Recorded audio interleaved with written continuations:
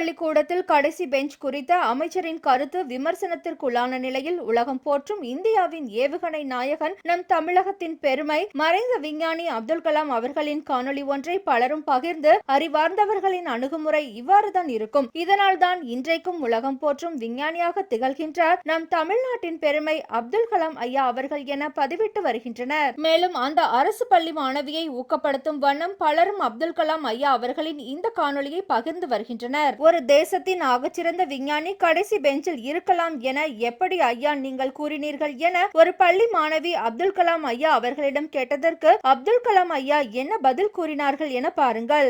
Best brain of the nation may be found from the last benches of the classroom.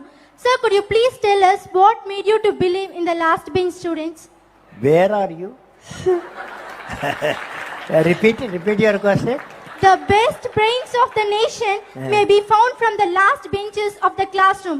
Could you please tell us what made you to believe in the last bench students? Because I was the last bench. Even I too, sir.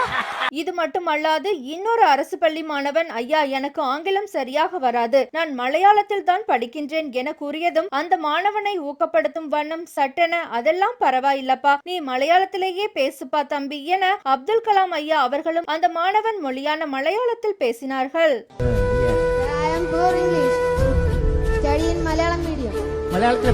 இந்த காணொளிகளை பலரும் தற்போது அரசு பள்ளி மாணவியை ஊக்கப்படுத்தும் வண்ணம் பகிர்ந்து வருகின்றனர்.